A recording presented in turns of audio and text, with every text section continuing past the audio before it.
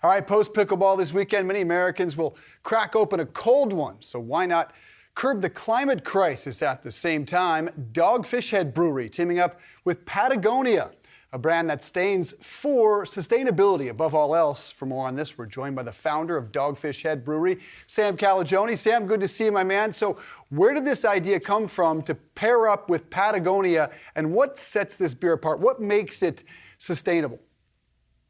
So Dogfish Head opened 27 years ago, David. We were the smallest commercial brewery in the country, but kind of how we made our name and grew to a top 10 indie craft brewery was introducing unexpected culinary ingredients into the world of craft beer. In the case of our partnership with Patagonia, what that meant was they brought to us this amazing grain called Kernza. So Kernza is inordinately strong at drawing carbon out of the atmosphere. It's sort of a long-rooted perennial wheat.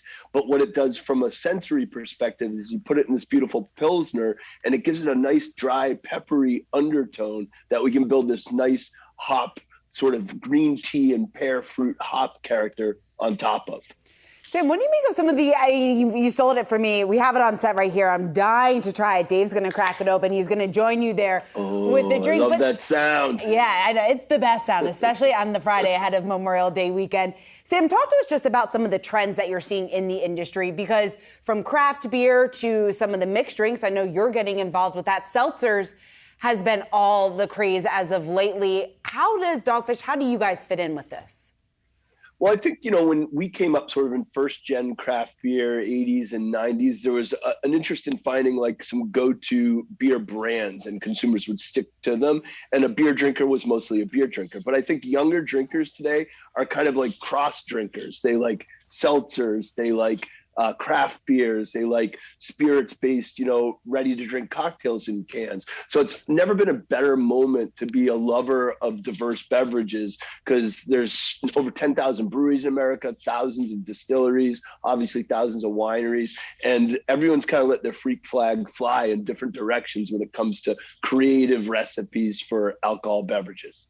Sam, it is fantastic. I'm having a cold one with you now. If you can comment about the state of the beer industry. Every industry we follow here is about how you fared in COVID and how you're coming out of it. So how did COVID impact the beer industry, and how are you able to deal with inflation? Yeah, great question. So first of all, the pandemic actually accelerated what pantry loading. So it kind of, obviously, with restaurants closing, there was less draft beer being sold, incredibly less. And then what did happen is people were not shopping for beer, they were buying beer, meaning they were going to big box stores, finding brands like Dogfish 60 Minute, Sam Adams Lager, recognizable brands, and buying bigger packages of them, 12 packs, 24 packs.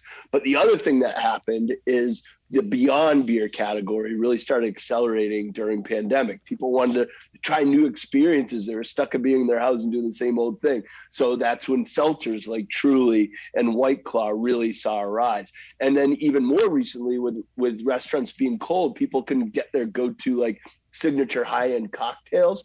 And that meant that at-home cocktails in ready-to-drink cans really accelerated. And Dogfish Head was one of the original craft distilleries, not just brewery. We've been making gins, rums, and vodkas for over 20 years. So now Dogfish Head canned cocktails is growing triple digits and is actually the fastest growing part of the Dogfish beverage portfolio.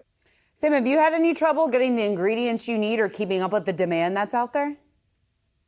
Yeah, and as you guys mentioned, the supply chain challenges are very real. With breweries, we buy natural products, grains, hops, and we usually buy them on a 3-year contract. So every year, 1/3 of our volume is at risk. And so, yes, we felt it a little bit on glass for our bottled beer, cans a little bit. Thankfully, we did a great job with our partners on the grain and the hop front, and we haven't been as stressed out about that. Yeah, I hate to go geopolitical events with you, but yesterday the Washington Post reported that the Russian Navy is actually blocking grain shipments out of Ukraine. You mentioned that you're okay in the short term. Long term, can that impact the global beer supply?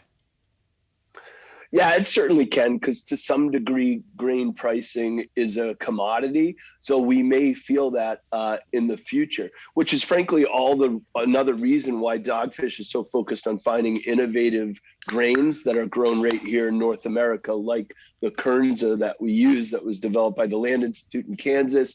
Patagonia Provisions really helped to commercialize it and scale it.